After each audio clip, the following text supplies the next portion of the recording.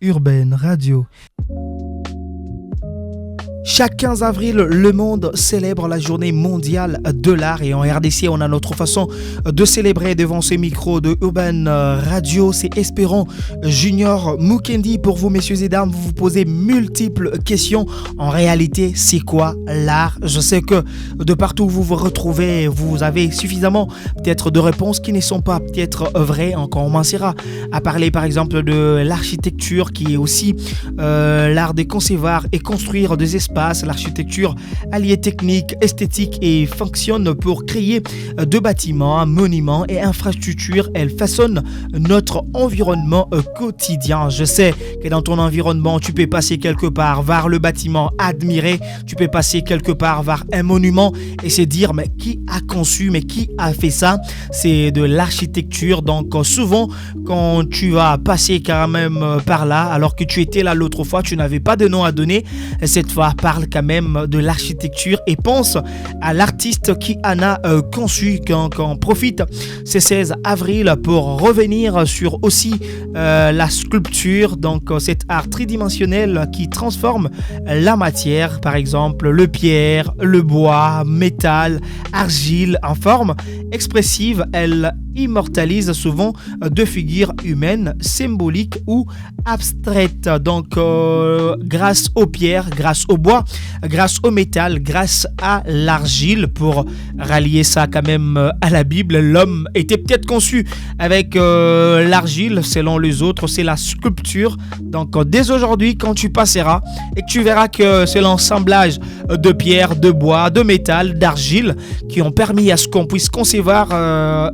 l'image, qu'on puisse concevoir quelque chose et entrer à l'image d'un humain, il faut penser aux sculptures, hein. Donc si j'ai bien dit le chose. Et à la troisième position, on vous parle de la peinture. C'est l'art de représenter visuellement le monde ou l'imaginaire par l'application de pigments sur une surface. La peinture joue avec la couleur, la lumière, la composition et les émotions. Si tu n'as jamais compris pourquoi quand tu regardes quelque chose, après tu te mets à pleurer par exemple, tu regardes quelque chose, tu as tellement admiré et tu commences par exemple à sourire automatiquement. Tu as aimé la couleur, tu as aimé la manière dont c'est fait. Il faut penser à la peinture, troisième art, n'est-ce pas, dans la classification, mais aussi à la quatrième position, j'allais dire, c'est la musique, la chose dont tu aimes de plus. Donc on dit que la musique est agréable à l'oreille, donc un art sonore basé sur le rythme, le mélodie, les harmonies. Elle transmet deux sentiments profonds sans mots à travers la voix ou des instruments. Donc tu te rappelles le jour où tu as écouté pour la première fois une musique retentir, tu n'as pas écouté la voix, pas une mélodie, juste une musique qui retentissait, tu t'es mis à danser, à pleurer, peut-être à penser à l'une de tes copines qui t'a quitté il y a 2 ans.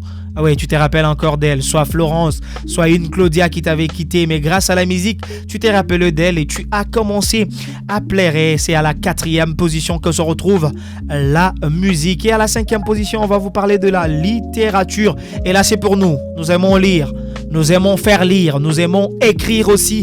C'est la littérature, l'art de l'écriture sous toutes ses formes, romans, poésie, théâtre, elle transmet des idées, des histoires, des émotions et de culture. Tu te rappelles le roman que tu as lu, le roman d'amour que toi tu aimais lire là-bas à la cité, n'est-ce pas André?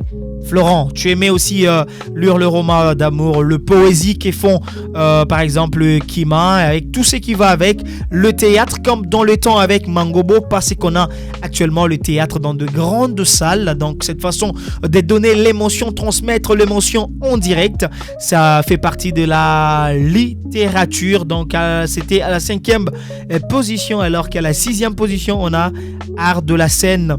Donc danse, encore une fois théâtre qui revient, cirque et puis mime. Ce sont de performances vivantes qui mobilisent le corps, la voix et l'espace. Elles créent une interaction unique entre artistes et spectateurs. Donc tu te rappelles le jour où l'artiste, par moment, il t'a donné le micro et c'est toi qui as presque animé la salle. Donc la manière de transmettre entre vous deux. Et à la 7e position, messieurs et dames, le 7e art est celui du mouvement de la narration visuelle et sonore.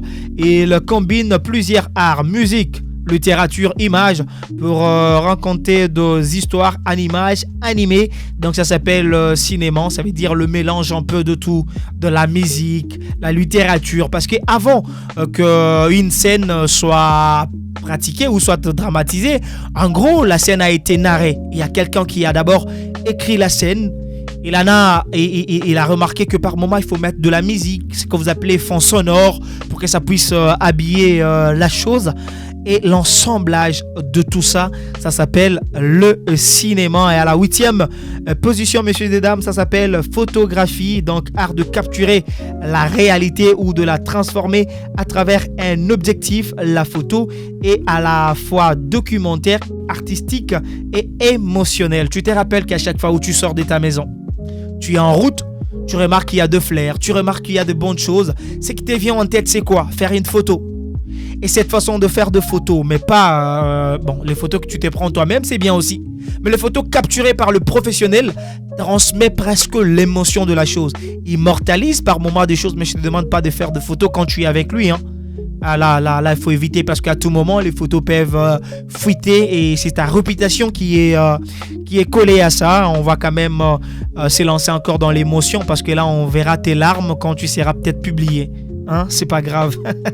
On va revenir à la 9e position pour finir. Ça s'appelle art numérique.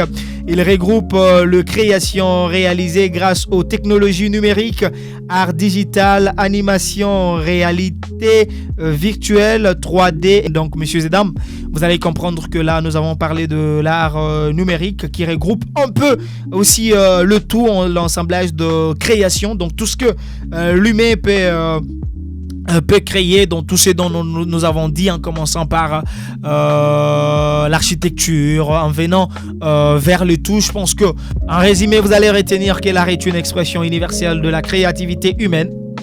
Il émet, questionne, rassemble et fait vivre nos cultures. En cette journée mondiale, célébrons toutes les formes d'art traditionnelles ou nouvelles et celles et ceux qui le font vivre. Ça veut dire, tu ne vas pas seulement célébrer le 15 avril. Célèbre Saï Saï. Célèbre Mangobo qui est parti. Célèbre Jean-Claude Van Damme.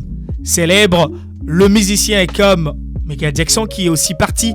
Célèbre l'icône Fally Ipupa. Jubin Piana et Werason. Célèbre au moins tout le monde. Donc célébrons l'art comme nous aimons bien célébrer en République démocratique du Congo. Célébrons aussi le poète de notre République. Célébrons tous ceux qui les font en coulisses. Célébrons aussi les gens comme le professeur Liolo. Célébrons tous ces gens qui nous ont donné de l'émotion en leur façon de faire les choses. Mais célébrons aussi les journalistes parce que ce sont aussi les artistes.